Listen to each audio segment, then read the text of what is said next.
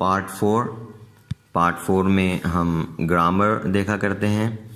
अब आप देखें आज हम ग्रामर में क्या चीज़ पढ़ेंगे।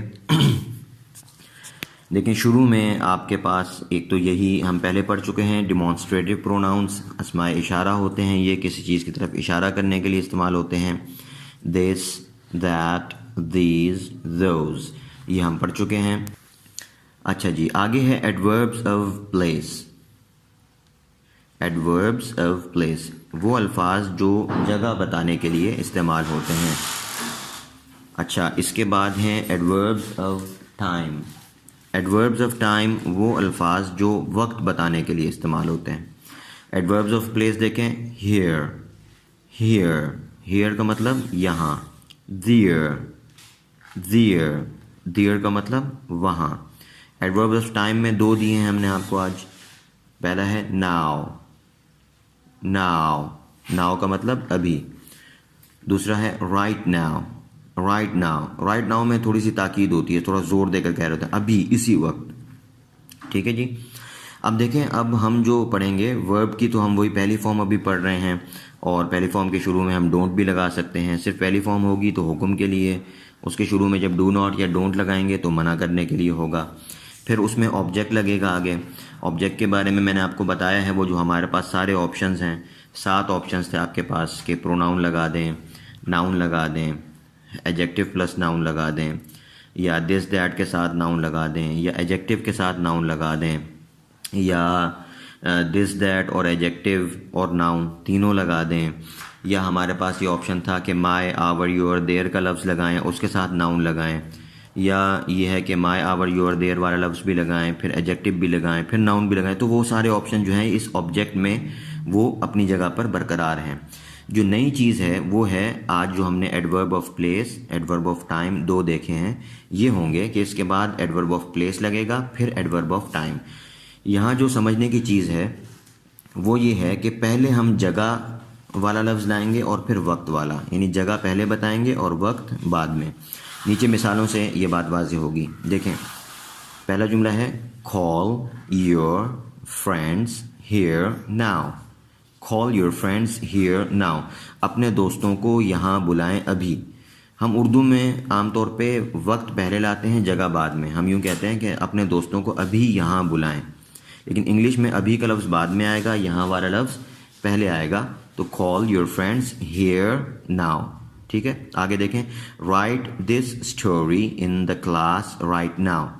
ये कहानी क्लास में अभी लिखें। देखें, क्लास में जगह बता रहे हैं आप, राइट नाउ वक्त बता रहे हैं, तो जगह वाला लफ्ज़ पहले और वक्त वाला लफ्ज़ बाद में। ये बात ज़हन में रखें कि जो पीछे की हमने चीज़ें पढ़ी हैं वो सब अपनी जगह पर होंगी। पीछे हमने सिर्फ ऑब्जेक्ट के बारे में तफसील पढ़ी थी कि ऑब्जेक्ट क्या क्या हो सकता है। अब हम मज़ीद जुमले में इजाफा कर रहे हैं वक्त और जगह का।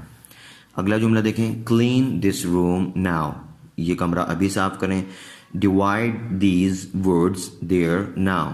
इन लकड़ियों को वहाँ अभी तकसीम करें। Read this new article here right now. इस नए मजमून को अभी यहाँ पर पढ़ें। ठीक है, तो इस तरीके से हम पहले वर्ब होगा, उसके बाद ऑब्जेक्ट मुख्तलिफ शक्लों में, फिर उसके बाद जगह, और जगह के बाद टाइम। अच्छा जी, आगे एक्सरसाइज है। एक्सरसाइज नंबर 1 है read the sentences and translate them into Urdu. ये हस्बे साबिक आपने इनको उर्दू में तर्जमा करना है। पहला जुमला है फिनिश, दूसरा फिनिश द वर्क, तीसरा फिनिश योर वर्क, चौथा फिनिश दिस वर्क, पांचवा फिनिश ओल्ड वर्क, छठा फिनिश दिस ओल्ड वर्क, सातवां फिनिश योर ओल्ड वर्क, आठवां फिनिश द वर्क हियर, नौवां फिनिश द वर्क नाउ, और 10वां finish the work here now. देखें, ये मिलते जुलते ही जुमले हैं, यहाँ पर ये इतने ज़्यादा मुश्किल नहीं है, चूँकि आज जो अगली जो उर्दू वाली ट्रांसलेशन है उसमें थोड़े से ज़्यादा तो नहीं है तादाद के हिसाब से इतने जुमले, लेकिन नई चीज़ है उसमें थोड़ी सी मुश्किल होगी, इसलिए हमने इंग्लिश से उर्दू वाले जो जुमले हैं वो आसान रखे हैं। यहाँ पे असल चीज़ जो आपने देखनी है वो ये है कि तरतीब क्या होगी। जी, नंबर 2 देख लें, एक्सरसाइज ट्रांसलेट इनटू इंग्लिश। पहला जुमला है अभी इसी वक्त यहाँ मेरी किताबें ढूंढें। दूसरा है अभी इस पुराने कमरे में मत बैठें। तीसरा हमारा काम यहाँ मुकम्मल करें, वगैरह, नंबर 12 तक। इन जुमलों की ट्रांसलेशन करते हुए जो आपने असल बात ध्यान रखनी है, इम्पेरेटिव्स के नीचे जो एक फॉर्मूला लिखा हुआ था कि पहले वर्ब आएगा, उसके बाद ऑब्जेक्ट आएगा, उसके बाद एडवर्ब ऑफ प्लेस, उसके बाद एडवर्ब ऑफ टाइम। इस तरतीब को बरकरार रखना है। फिर ऑब्जेक्ट में भी आपको मैंने बताए हुए हैं कि क्या क्या चीज़ें आ सकती हैं। प्रोनाउन आ सकते हैं, नाउन आ सकते हैं, और नाउन के साथ एडजेक्टिव भी आ सकता है।